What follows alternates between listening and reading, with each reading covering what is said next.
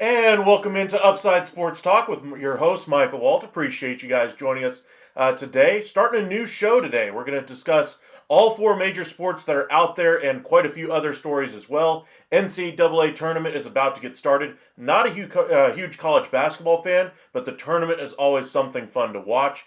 We'll probably cover a little bit of the special events around sports as well, Masters as well, some of the smaller events that are out there from some of the other sports as well. But primarily, we'll be focusing on the big four sports: NFL, MLB, NBA, and the NHL. In case you guys are new here, be sure to hit that subscribe and follow us here at the Upside here on YouTube. Follow us over on X at UpsideSN and on Facebook, Upside Sports Network. If you want to contact the show, please feel free to reach out on those social media platforms. But we do really appreciate you guys joining us here on our inaugural episode, and kind of want to discuss some of the other topics that are going on in the world of sports. We discuss pretty much everything in the world of baseball every single night on our MLB Hot Stove Daily show. If you guys are new here, you guys are welcome to check that one out. But here at the Upside, we're going to try to broaden our coverage a little bit more than the baseball coverage we've been focusing on quite a bit the last 5, 6, 7 months, somewhere in there. So going to broaden our horizons here a little bit, talk a little bit of NFL, talk a little bit of NBA today. We'll touch on a little bit of hockey as well. So without further ado, let's get into it.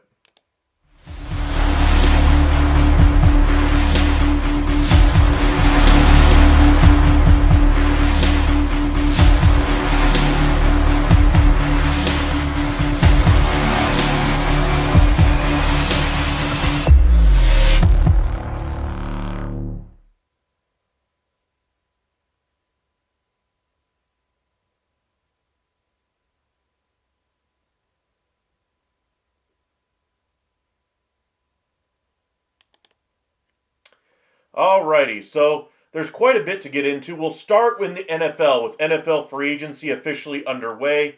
Several names already off the board. One name that's still out there is Aaron Rodgers. And we did get a little bit of quarterback news. Cooper Rush is heading to the Baltimore Ravens on a 2-year deal. The longtime Cowboys backup has decided that he no longer wants to stay in Dallas for the second time he leaves the Cowboys in his career. He left to join Jason Garrett when he was with the New York Giants at one point, found his way back to Dallas, and now finally leaves the Dallas Cowboys, looks like for good. In Cooper Rush, the Ravens are getting a very solid backup, a very different type of quarterback than they've had as their number 2 behind him. I think they need a more mobile quarterback, but Rush has shown the ability to win games, so it's good on them for bringing him in. That's one of the news items we saw this morning, but I want to discuss kind of the overall storyline of the free agency itself. How, NFL free agency, you always hear how executives talk about how they don't want to spend big in free agency. that spending big in free agency usually means you just have a lot of holes on your roster. You're going to be overpaying a lot of players. And by and large, that hasn't really been the case. Every year we see really nice pieces get moved from team to team. Last year we saw Saquon Barkley move from the Giants to the Philadelphia Eagles, and we saw how well that worked out for them. Obviously, he's not washed up. Obviously, he had something left in the tank, and obviously he wasn't overpaid because he got a significantly even bigger deal this offseason. So it's not to say that free agency can't solve problems for teams. However, I will say this year's free agency was one of the worst we've seen in years. Pretty much none of the names that I saw move I think are going to be difference makers. And if they are difference makers, like Milton Williams going to the New England Patriots, they're going to be massively overpaid. And maybe it doesn't work out, or maybe they cut him shorter than what the back end contract looks like, or whatever the case may be. The point is that none of these contracts that you're seeing signed right now are going to be one for the type of value that's going to be worth it to these teams. You're seeing a lot of 1 and 2 year deals now to a lot of underperforming free agents. There's a couple of good diamonds in the rough. It's almost never bad to have a 1 year deal. We talk about a lot about the 1 year deal in our MLB show, but same thing here in the NFL. It's very hard to find a bad 1 year contract because you can easily get out of it after 1 year. But there's a reason why you're signing him for a 1 year deal in free agency. It's because he couldn't get a longer term deal elsewhere or even from you. So it tells you it tells you a little bit about the value of that free agent coming on board. For instance, I really love Dante Fowler coming into the Dallas Cowboys and solving their edge rushing issues. I thought that was going to be a problem for them last year after they saw 2 of their primary pass rushers leave to go to the Washington Commanders, and we saw the Commanders Commanders defensive line immediately take massive steps forward as far as rushing the passer, primarily because of the 2 additions they took off of the Dallas Cowboys roster. Now Dante Fowler finds his way back to Dallas. Hopefully he can still provide that same edge rush, but now even more edges have left the Dallas Cowboys, and I wonder if they're going to target an edge early in the draft. They have holes all over this roster, but they're not the only one. Several teams have really struggled in this year's free agency. For instance, the San Francisco 49ers. They've seen quite a few departures from their team, and they even traded away Jordan Mason last night to the Minnesota Vikings for a couple of late-round picks. 1 late-round pick and a swap anyway. So curious to see these decisions being made as far as a couple of teams we thought were contenders, or at least highly competitive teams in the NFC over the last 3 or 4 years. Both basically do face plants last year and then really have what is so far an underwhelming free agency period. Now, that doesn't mean that there's not still good value going from team to team. For instance, there was a couple of different trades we've seen that have been made. The Washington Commanders have loaded up with Laramie Tunsil, Deebo Samuel, etc. Not saying any of one of those pieces are necessarily going to set the world on fire, but what I'm saying is they're going to be a lot better floor of a team. They're going to have a lot of high-value contracts there, nothing that they couldn't get out of quickly if they wanted to, but they need to keep this team young and improve that offensive line, and now they've got some proven veterans on the outside there to help them out as well. So Commanders are in their growth period here. They're going to take advantage of that rookie deal there for Daniels, and they're going to have to do very well there. Welcome in Mark, Holly, Doc Ghost anyway, Sarah, welcome back. Thank you guys, thank you. Everyone thrilled, but the Colts moves in free agency. Charvarius Ward and Cam Bynum are amazing pickups for the Colts. I do love Ward for the Colts. Colts needed help to me on the defense more than anything else.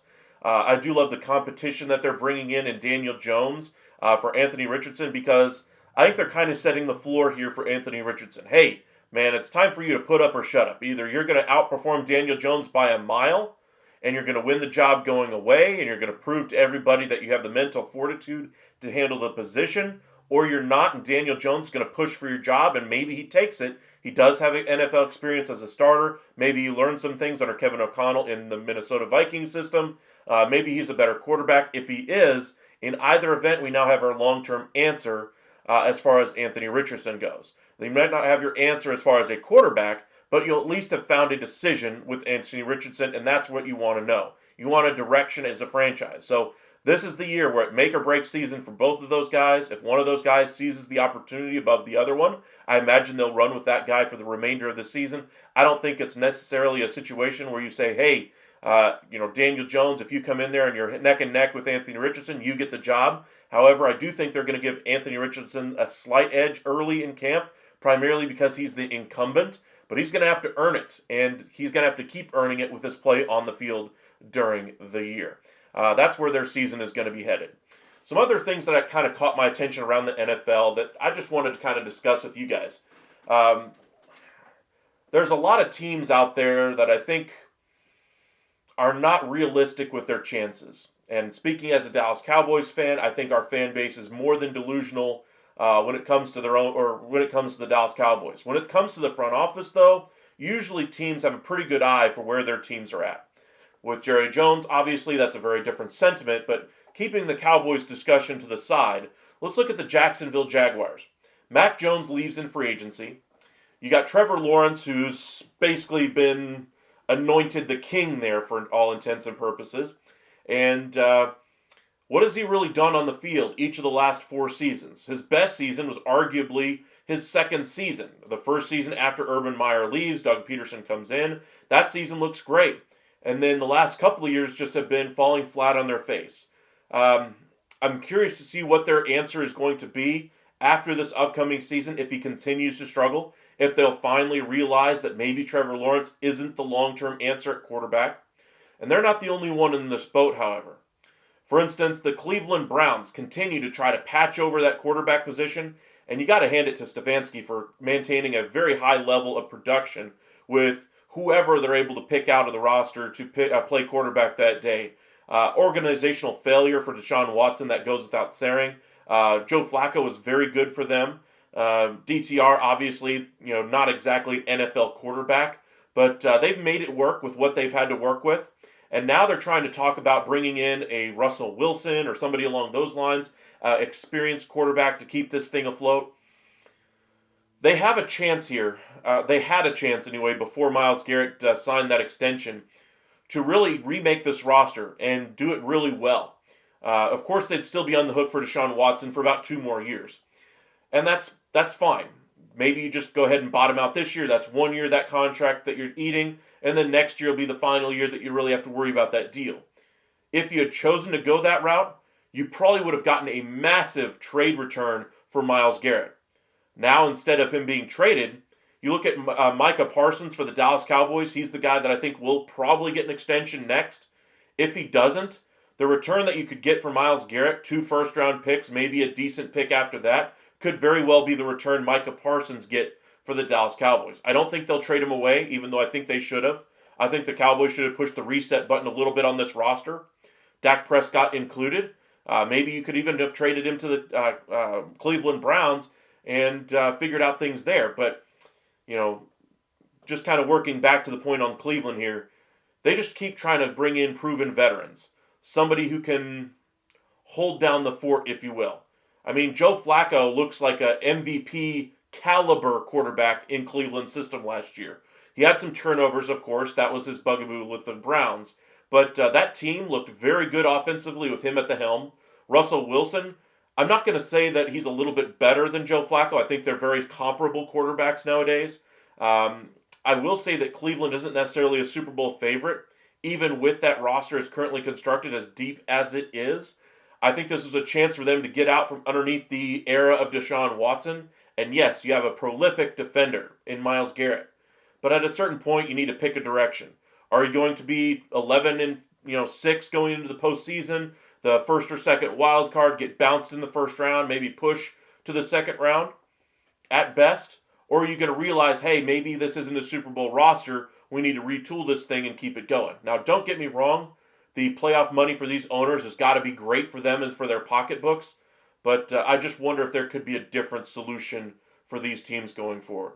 On the positive side for NFL free agency, every year we do see a couple of diamonds in a rough. We did see one of the linebackers from the Chicago Bears find his way to the Dallas Cowboys. I think he's going to be a great run stopper for this team.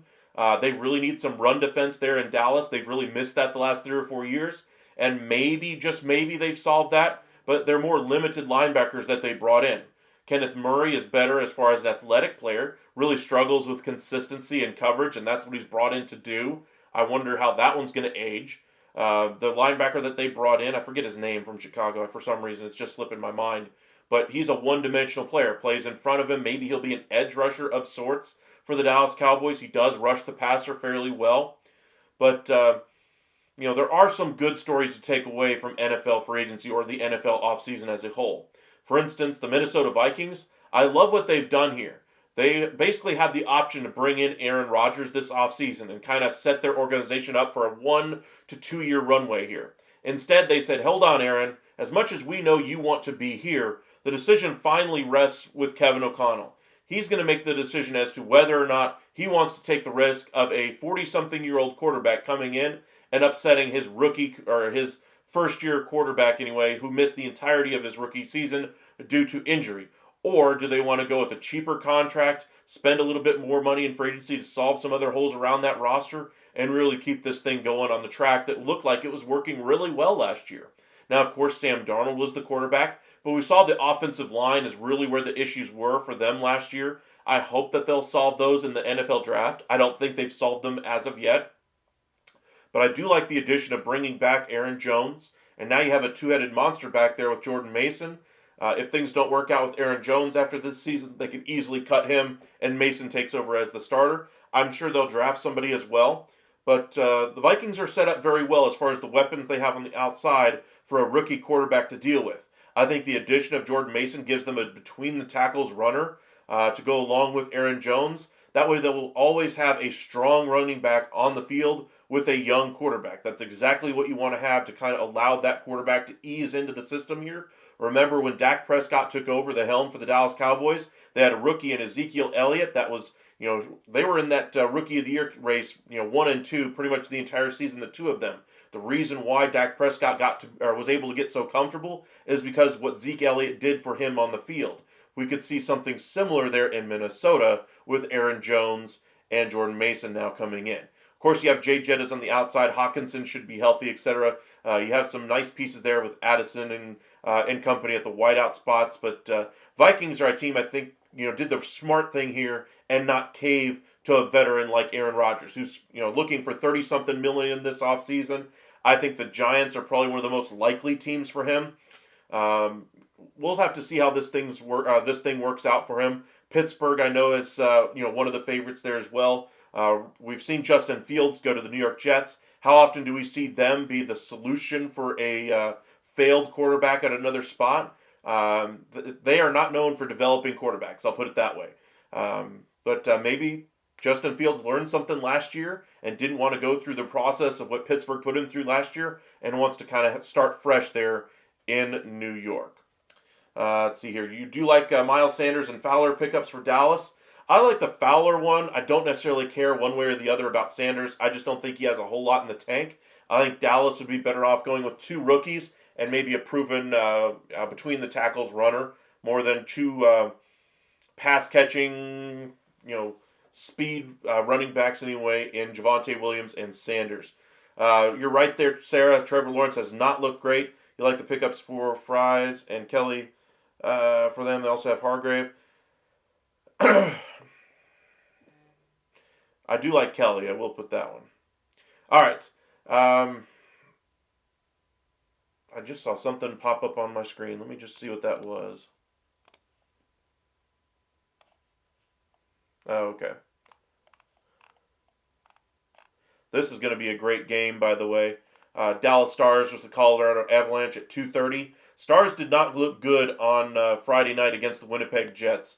Jets controlled that one from start to finish anyway, but should be a really good game. Hopefully Rope Hintz will be back tonight for the Dallas Stars.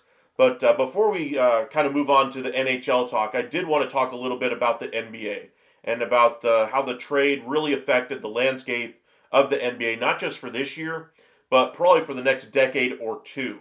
The Dallas Mavericks, of course, made probably the worst trade in professional sports history, trading away Luka Doncic.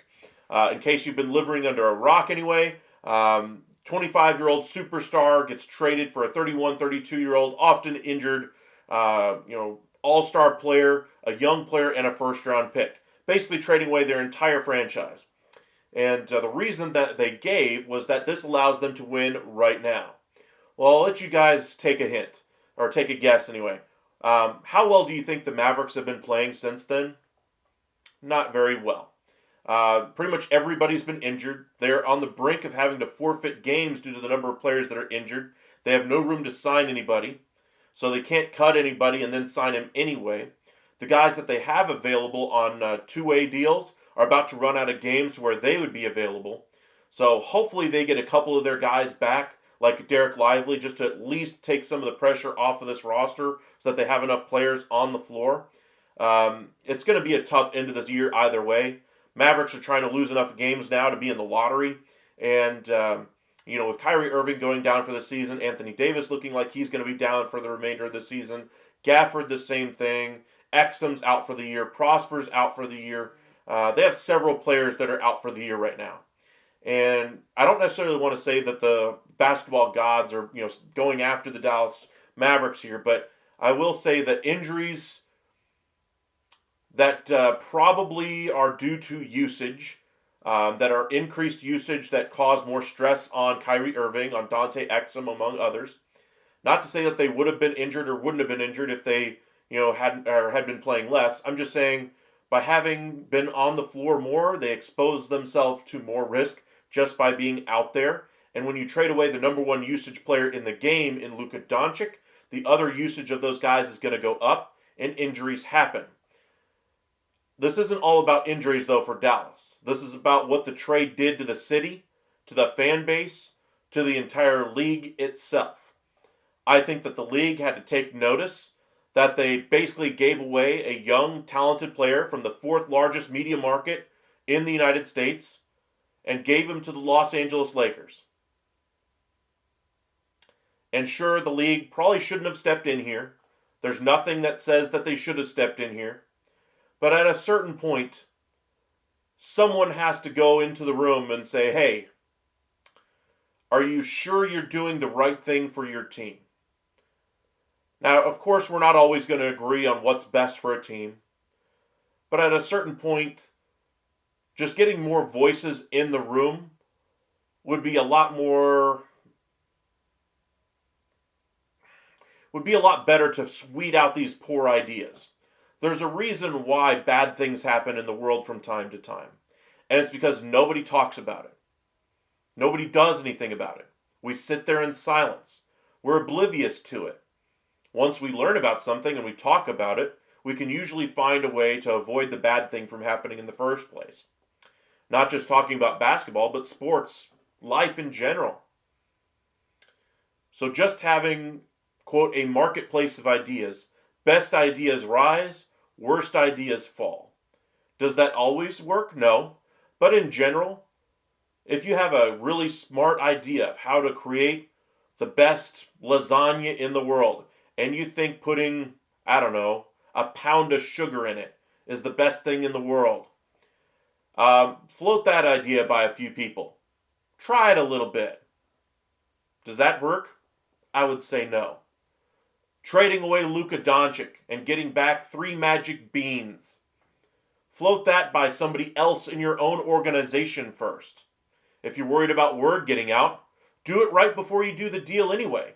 Get some input. Talk to somebody who knows about the league. Not to somebody who's, yes, he does sign your paychecks. He is the governor of the team. Related to the Adelsons, all that going on behind the scenes. But talk to somebody else who knows a little bit about ball. Say, hey, is this the right asset management to trade a young, up-and-coming player who, yes, I have reservations about his conditioning, about his ability to stay healthy and on the floor, his commitment to the game? If those were all factual to you, why not try to get somebody else's opinion? Make sure that it's not just you having a personal grudge against a player, that you're seeing things not in evidence. You have a responsibility to the team itself. And I thought that the team itself could have done a whole lot better as far as getting this trade approved.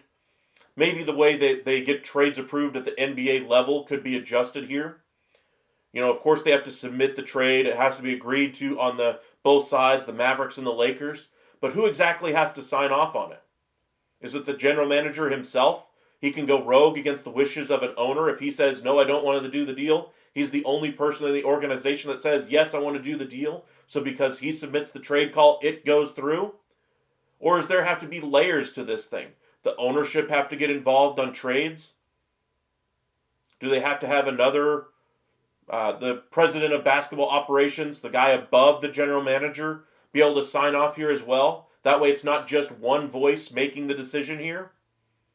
I wonder if that would be one way that they could avoid having these types of issues there. You don't want to necessarily have your assistant GM also have to have the power of the general manager. And if he's just staunchly against the idea of trading a second round pick, for instance, he just says, no, we're not trading this pick because I'm the assistant general manager. I have to also turn my key to be able to make this trade happen. But somebody high up in the organization, somebody with their fingerprints above the general manager of this organization, of whichever organization makes these trades. Just kind of a function I think that they could work on to avoid having the most lopsided trade in NBA history or in sports history go down. Of course it makes for great talking points for sports talk shows about how this now changes and revitalizes the Lakers. How it's made them a middling team at best to be around that play-in, maybe a little bit better based on where they were playing at that time in that 5-6 range. And now we're talking about them possibly being a NBA Finals team, a true contender with Luka Doncic. I mean, you absolutely want those kind of results if you're making the big trade. But you have to be able to get those, you have to be able to give to get in those situations. And the Lakers, good on them. They didn't allow this thing to get out of hand. It sounds like it was completely driven by Nico Harrison. From point A to point B, he held the Lakers' hand all the way through the process. Said, Lakers, I will only talk to you. I won't talk to anybody else because I identified one player I want above all else. And if that's the case, then you've lost all leverage in the deal in a trade where you have the most valuable piece in it. Even with the concerns that you had about the conditioning, even if you confess those concerns to Rob Pelinka and the Lakers, at what point do you not get maximum return for Luka Doncic? Sure, you don't want it to get out that the trade fell apart because you were too stingy on what you'd want in return for a trade. But at a certain point, all you have to do is say, hey man, I don't know what you're talking about. We never discussed a trade of Luka Doncic. He's a Dallas Maverick for life, blah, blah, blah. And guess what? Who would have known anything different? But instead, he got bent over a barrel, and the Lakers took advantage of every single piece of that trade that they possibly could. Kind of surprised the Lakers didn't get Nico just a cave and not get a pick back at all. We saw that when they got rid of Kristaps Porzingis out of the blue. They wanted to split up his contract to more tradable assets, and they even had to include a second-round pick to the Washington Wizards to give up the best player in the deal. I mean, at a certain point, some of these trades have worked out really well. P.J. Washington, Kyrie Irving, a big risk. Everybody thought negatively at the time. But at a certain point, you have to start getting positive return, some positive assets. And it just didn't work out for the Mavericks. Now, of course, the long-term picture here for Dallas, they lose their young superstar that was going to be on this roster for the lengthy foreseeable future here. A lot of aging superstars. Kyrie could be opting out at the end of the year. This team could be in the lottery this year. Not very high pick, most likely. There's no way it looks like you're getting Cooper Flagg. There's no real upside right now for the Dallas Mavericks. And we discussed the other day on our MLB Hot Stove Daily Show about how the Mavericks don't really have a bright future. That it's going to be 5-ish years until they're a decent franchise, let alone a team that might compete for a postseason spot again. And they did it to themselves. They have no one else to blame.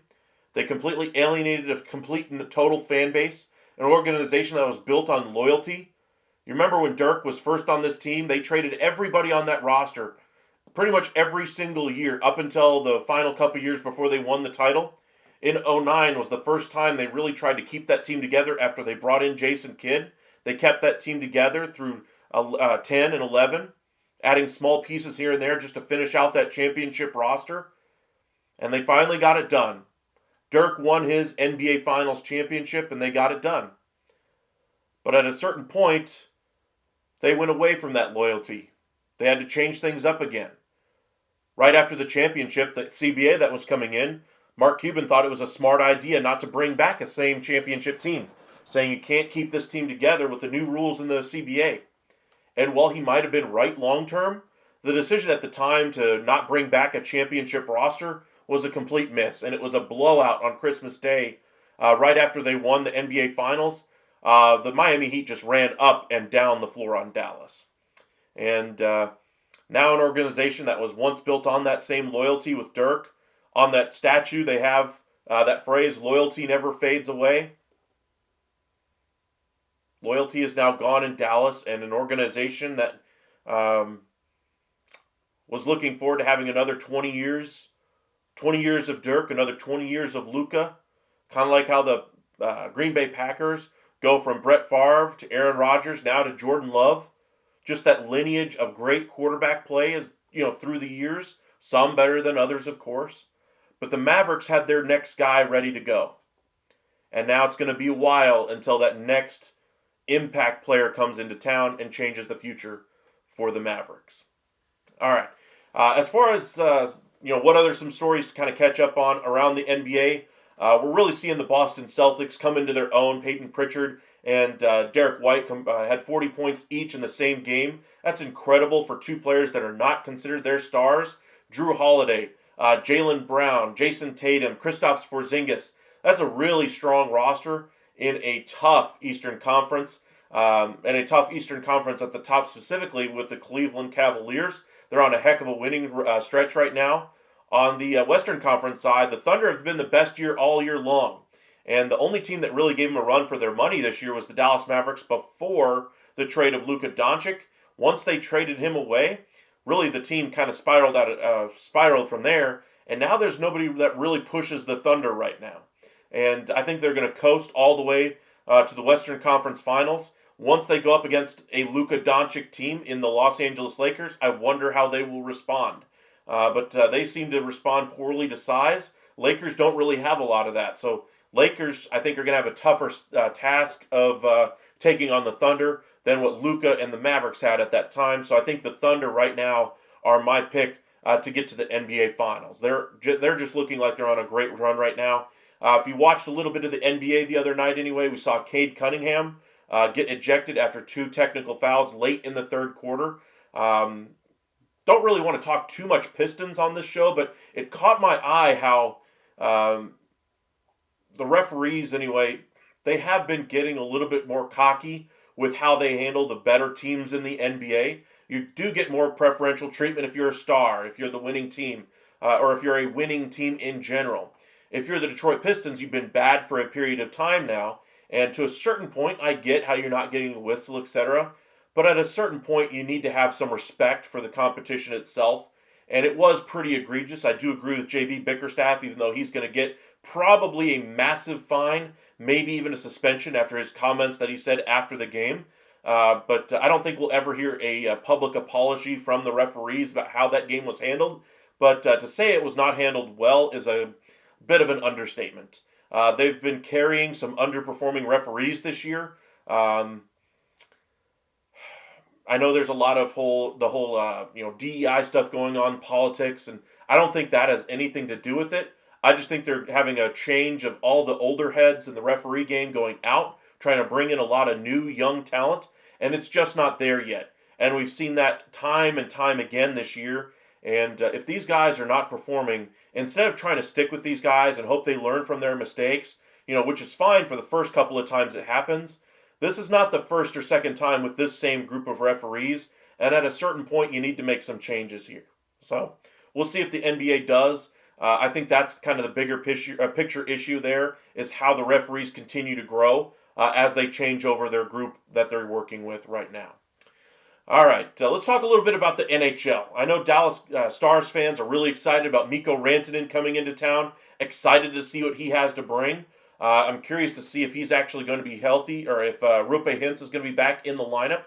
Let me pull it up and just see if there's anything that's posted here.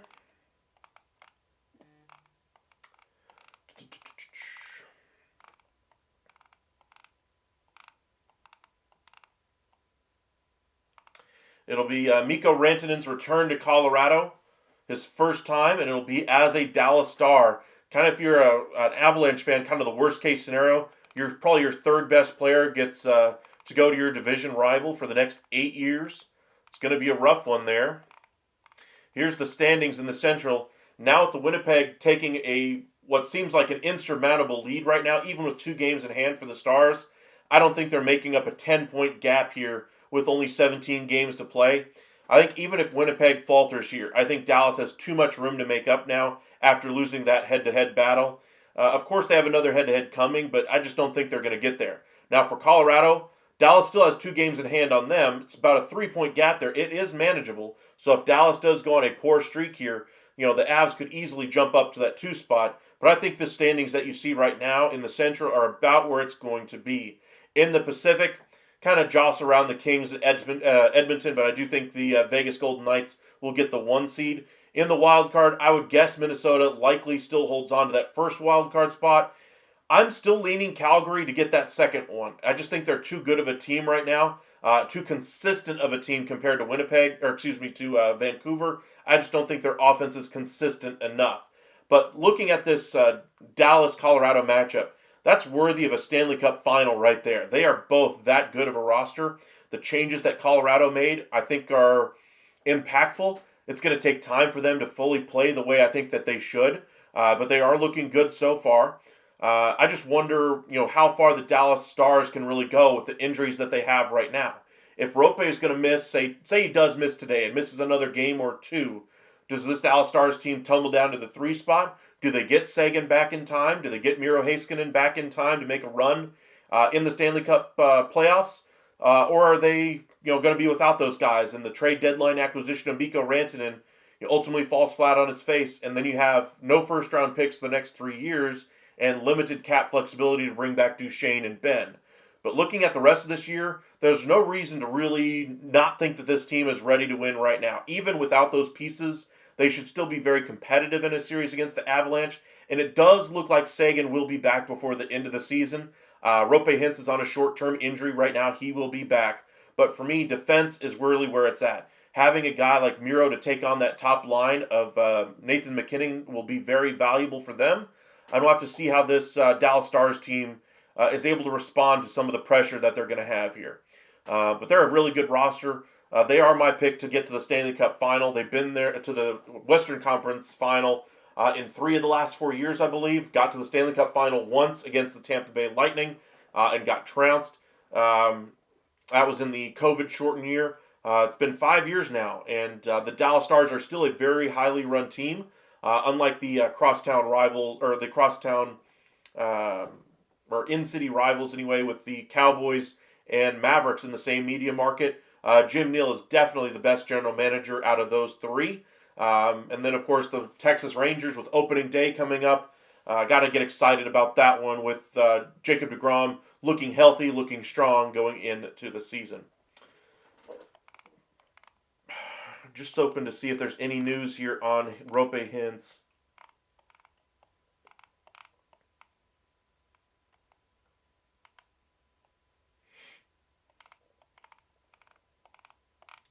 Doesn't look like any news as of yet.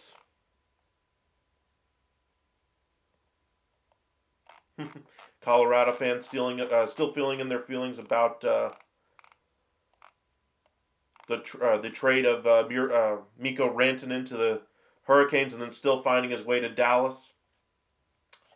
All right, let's talk a little MLB. We discussed quite a bit during our show, MLB Hot Stove Daily, but some other topics that we don't really get into during our show are going to deal with, the overall league itself, where we're setting up going into opening day, some hot storylines that are out there. One of the biggest is all the injuries. We've discussed those at length. But what does it mean for this? What does it mean for the league this year? Who's going to win the World Series? What teams have a chance or now have lost that chance? We talked a little bit about the Yankees and how they no longer have Garrett Cole. They're trying to push for Dylan Cease right now. That doesn't look like it's going to happen, at least at the moment. There's a couple of other teams out there that I think have a really good chance to win the World Series this year. None better than the Los Angeles Dodgers. Even with their injuries, they still look like a World Series favorite. Texas Rangers on the American League side have 2 of their bottom three starters are going to be out for the couple of months to start the year. They do have some pitching depth that they can fall back on. They should be fine, but they do need to get some pitching, I do believe, before the deadline. And then you look at the New York Mets, also having a couple of big injury issues in their rotation. I wonder if they add a number one before the deadline as well. But looking at these teams, it's really exciting when you get to opening day. The Dodgers, of course, are the big behemoth out there, signed everybody in the offseason. They are the evil empire in Major League Baseball, and I really hope we see viewership across baseball really go up with the availability of teams of being able to watch their games in market is better than it has been in the last 5-10 years. For instance, the Texas Rangers, you can now watch them pretty much all over the place right now. If you are unable to watch a game, it's primarily because of you, my friend. They are on so many platforms right now. Just find one and log in and watch the game. You can do it very easily.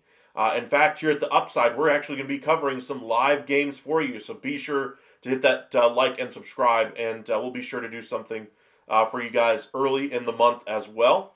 But let's check in and see if there's any storylines going on right now in the world of baseball. I did see some news and notes anyway on Ronald Acuna. Sounds like he is going to be back a little bit earlier than the All-Star break that was originally planned. Sounds like he will be back early June, maybe late May. Spencer Strider, sounds like he could be back at the end of April, maybe even mid-April. So the Braves might get some pitching reinforcements there as well. There's some news anyway on the Braves as well. They have reassigned Diekman, Buck Farmer, Kurt Casale, and Jake Marisnick. All Major League veterans. I think those would be some nice pieces on some other clubs. A little bit surprised that they optioned Kurt Casale. They need some catching depth, but maybe they decided maybe Sandy Leon might be the better spot there. Let's see here. Neris looks like he's going to be in the bullpen. Perdomo is going to be in the bullpen. And this one kind of sad for me anyway. Joey Gallo has been released by the Chicago White Sox. Was hoping he'd be able to latch on there as kind of a veteran there with a failed prospect who might be able to live up to some power potential or give them some power potential in that lineup. Ultimately doesn't look like it's going to happen. And when you're getting released by the Chicago White Sox, it's unlikely that his career will continue past this season. I wonder if another team takes him and just tries to hold on to him, see if he gets right by the end of the year. But this could very well be the final season for him. Adolis Garcia arrived at the ballpark wearing a Mavs Luka jersey. Yo. I do remember that jersey swap between Adolis Garcia and Luka Doncic. Just tough, man. Every time as a Dallas area fan, seeing Luka Doncic's name just breaks your heart a little bit. He asked for his release, so they granted it? Okay. Well, if he wasn't going to make the roster, maybe he wanted to go somewhere where he still had a chance. Shocking, Nathan Eovaldi is named the opening day starter. Not so shocking there. We kind of knew that one was coming. Just want to make sure he's healthy.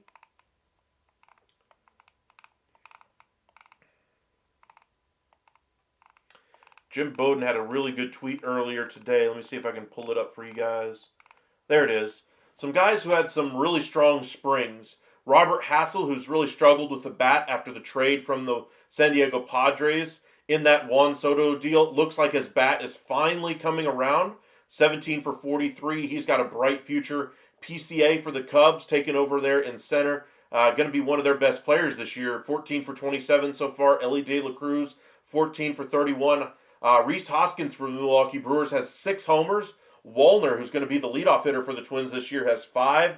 And then Jarrett Jones of the Pittsburgh Pirates has 17 strikeouts in 12 innings pitched. He looks very good as well.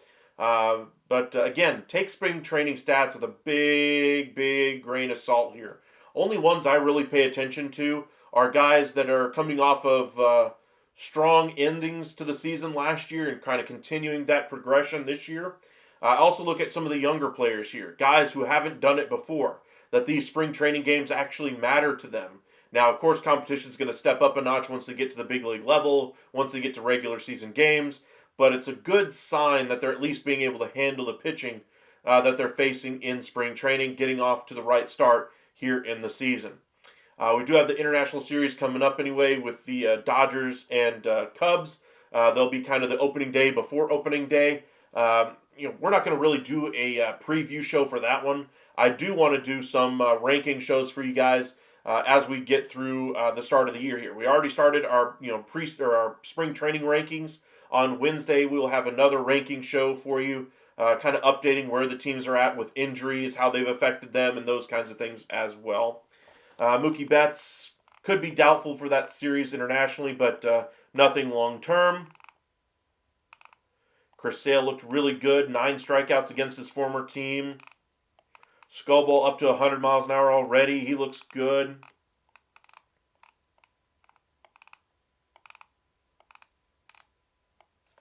Nothing there really catching my eye. Let me see if anything else is going on.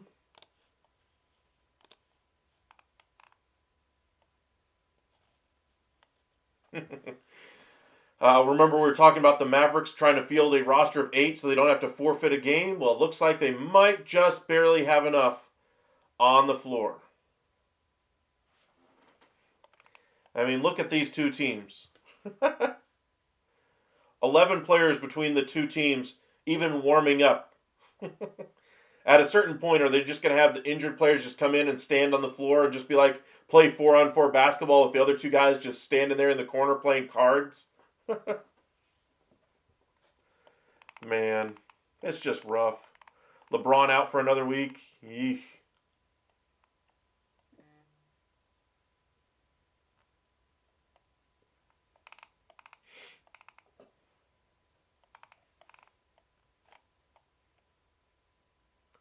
Caleb Martin out again. Jeez. All right, let's look at the NFL, see if there's any other news this morning. We did get the Cooper Rush signing. Ronnie Rivers to the Rams.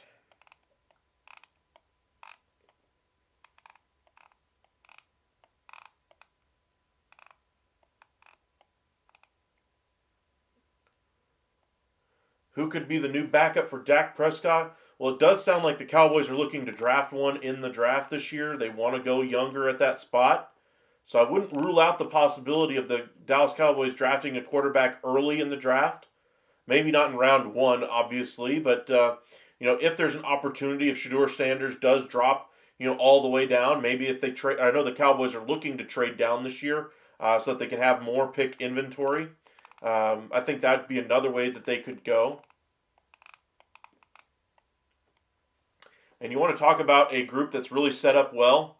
I would look at the Philadelphia Eagles, who are set up well to win right now. They have a lot of departures off of that team, absolutely. But they have so many draft picks coming that they should be able to keep this thing young, keep this thing going, and do very well. I'm excited for where the Philadelphia Eagles are headed as a football team.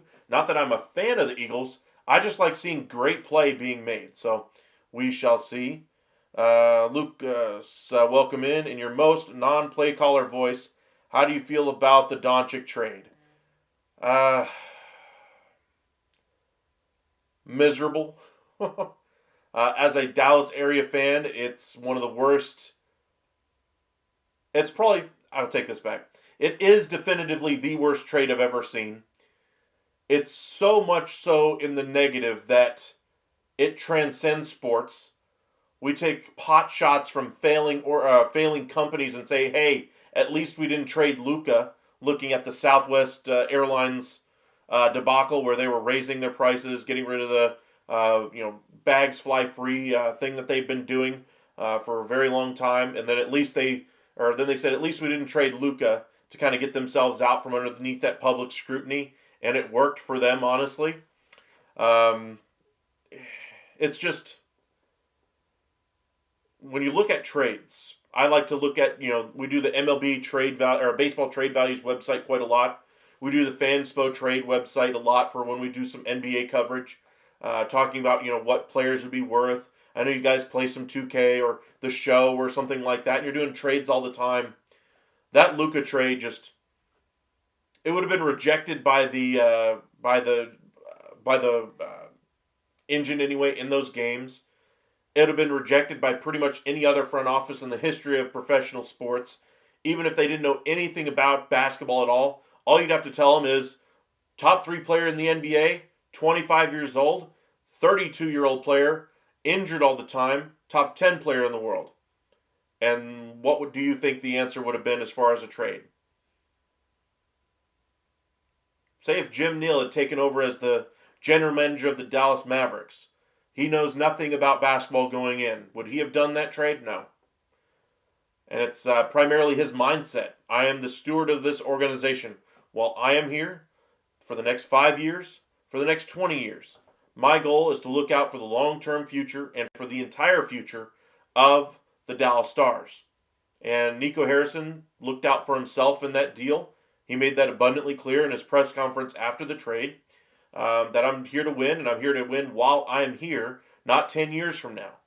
And it's just absolute gut punch. There's not much that hasn't been said about it already on every single platform. We discussed it quite a bit in our MLB Hot Stove Daily show, but it's just so difficult seeing the best player that you've ever had in the franchise, the most talented player you've most had in your franchise, was probably going to finish as the best player you've ever had in the franchise, even above my hero, Dirk Nowitzki. And now you're never going to have that opportunity. You're never going to be able to look at it and say, well, boys and girls, this is the guy you guys should be looking up to because he's the model of consistency, etc., loyalty. Now that's still going to be Dirk. Not that that's a bad thing, but you had the runway set up. You had the next great quarterback.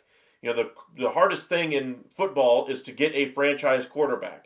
And for the Green Bay Packers, they've known nothing but success with that position for the last 30 years.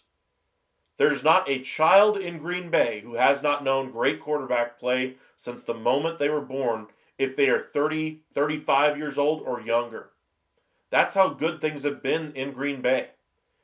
And the Dallas Mavericks basically have had that as well, with Dirk Nowitzki, then Luka Doncic, and then who knows what might have happened at the end of his tenure in Dallas. Lucas, I think we've seen the Fire Nico chant in every single space in Dallas except for a Mavs game, and pretty sure they're going to do it at Rangers opening day.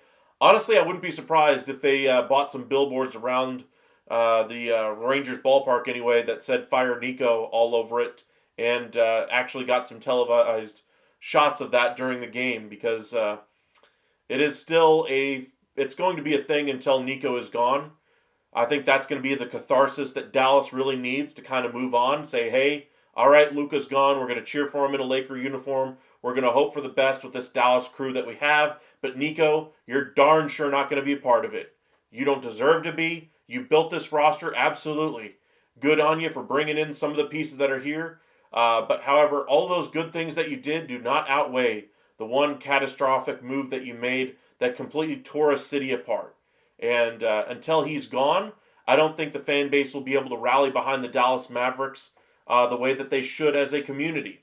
Now, sure, after Nico's gone, they'll still have questions for Patrick Dumont, who still seems completely tone deaf and ignorant to all things basketball. He just needs to shut up and go away and just realize that the way he runs his businesses is he hires a manager and allows him to run the business. Well, at a certain point, you had some ownership in the room as well in Mark Cuban, who's done this thing for 30 years. Maybe you could have leaned on his experience, and when Mark Cuban calls and says, hey man, don't do this, don't do this, don't do this, don't do this, maybe you should have listened.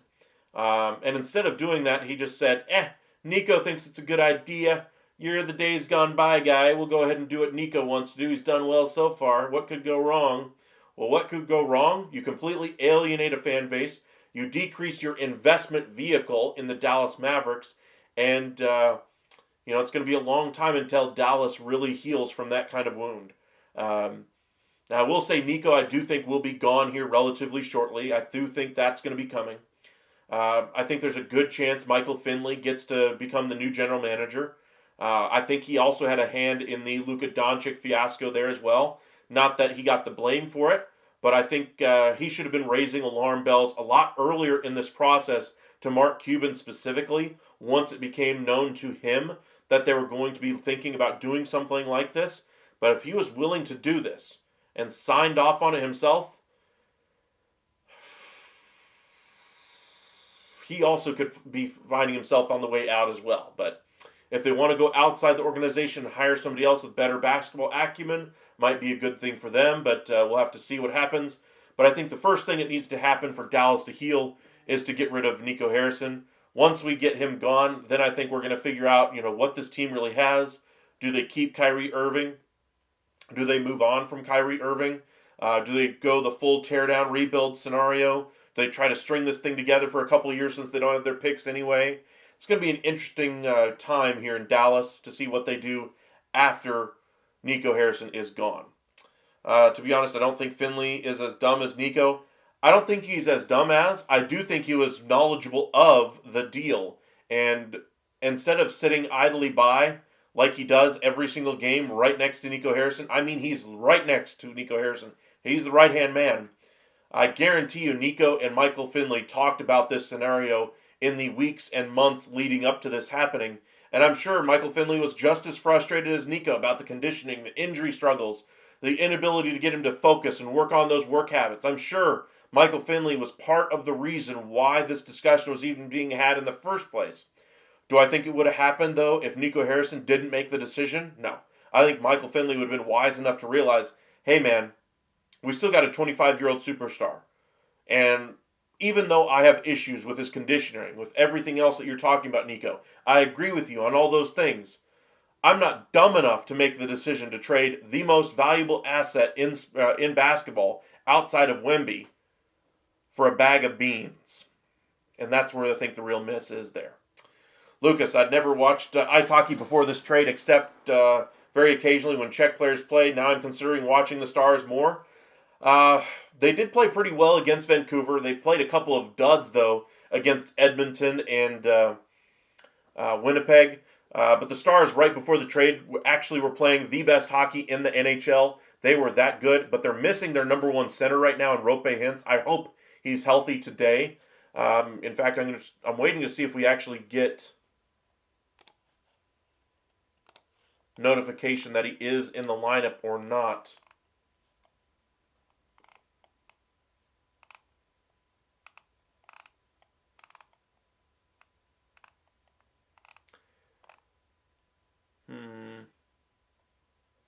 I don't see it.